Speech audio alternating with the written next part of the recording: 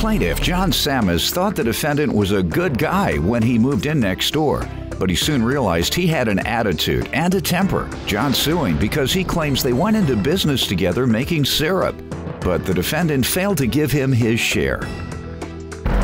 Defendant Tom Sadowski says he knew John was nothing but trouble the day he moved in. Tom claims John has a sense of entitlement because his son is a deputy sheriff, and as a result, he often participates in illegal activity.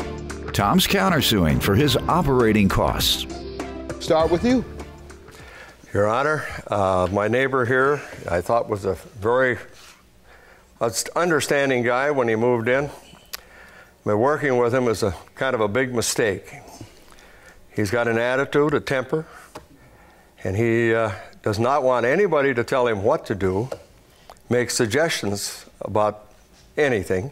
How long did you all work together? 5 years. Give me some examples of his resistance to suggestions or not wanting to be told what to do. Bought some new equipment. He didn't know how to put it together. He used it.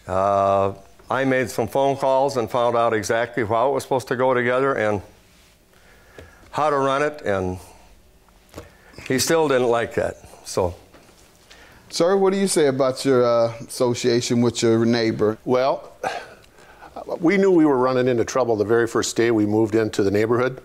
This is a weekend place for us, and we moved in next door to the Sammises.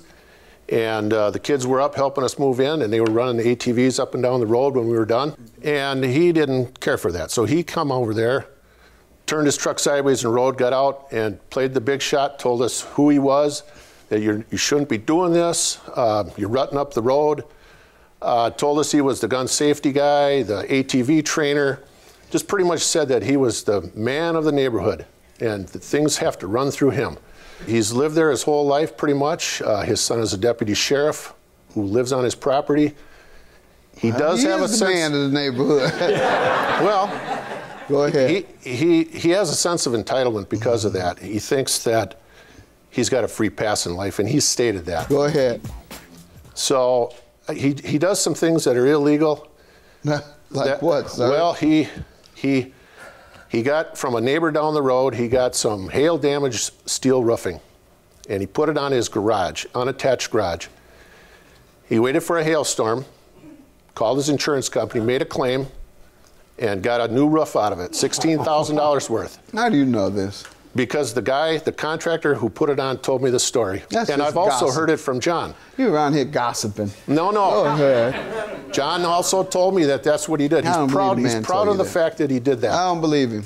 Did you? I'll answer that one right away. I called my insurance man because of my house roof. He looks at the garage, he says, this needs to be replaced. He says, the house, he did it. I never. That's because it was already hail damaged. The contractor told me that. I talked to him this week to clear up the story. Who told me what? The contractor. Ma'am, you have your hand up. You want to speak? Yes, he did. Stand up and state your name.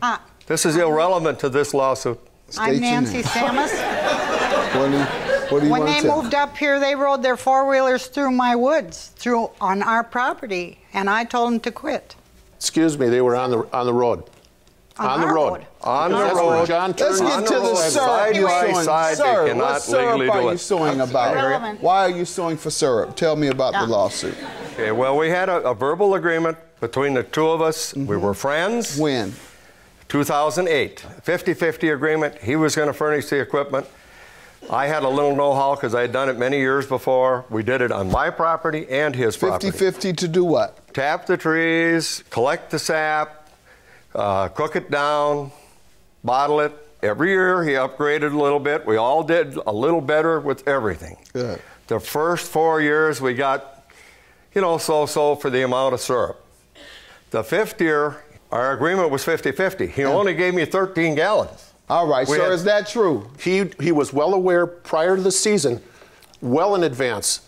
I told him, now that I've got this big, expensive pan, $3,800 worth of new stainless pans, and I'm up over $25,000 in total cost in this investment, and I improved this investment for my benefit, not his benefit. And I told him, I said, now that I'm going bigger, I can't give you half anymore. Giving him half the first 4 years was fine because we made very little. Oh, so you changed the terms of the agreement when the business got better? It never got to that point. It just progressed. The business got bigger, but he was aware of it. I told him, you're not going to get half this year because I've got a different... Right, so you changed the agreement on your own when the business got bigger. Right. Pretty much, but I did tell him... I know you told him, but he's not agreeing. How are you going to change the terms of a business just because it gets bigger? It wasn't you say, a business. okay, I'm going to get more than half now because this thing is Your doing Honor, well. it was never a business. It was never a business agreement. Oh, so what was the 50-50 for? For him helping and donating time and 50% labor. 50% of what? Finished products, syrup. And that was a business for you guys? No, he was never part of the business. He wasn't getting 50%? This is the finished product right here. And he got 50% of that? Yes. He did. Did he ever pay 50% of the operating cost? He never did. He paid for wood, but he never paid for fuel, electricity. Okay, so he none of paid those for items. supplies. So you had a 50-50 business. I don't care what you think. Now, did you agree to change this 50-50 arrangement? No. All right. He wanted to when things got better for the business. The reason is because I've got $25,000 investment. The very first year I only had $1,000. And you did all of that for 4 years. No, it progressed every year. The first year was only $1,000. I understand. That's how businesses are. They are supposed to progress. 865 was your counterclaim for what, sir? For unpaid fuel costs and yearly operating costs. Okay. And why would he owe you that if he's not in business with you? Okay. Well, he's claiming he's 50-50 with me, and if he's 50-50 with me, then he should participate. Then he should pay you the 865. He should pay me the half of the yearly. Good enough. All right. Cost. So now we go back to the 50-50. All right. So going back to the 50-50, you want 865. Why shouldn't you pay him 865 as your share of the operating costs?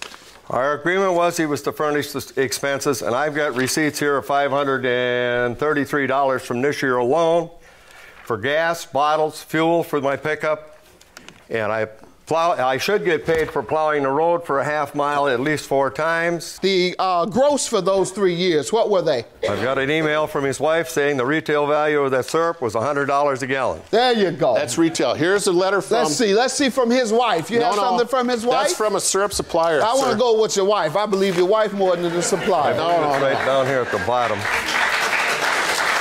$100 Your Honor. He's valued at more than retail. $1,900 for you, $865 for you, leaving him with how much? $1,035. It's a good day. Everybody got what they wanted. You wanted $865, you get it. You wanted $1,900, you get it.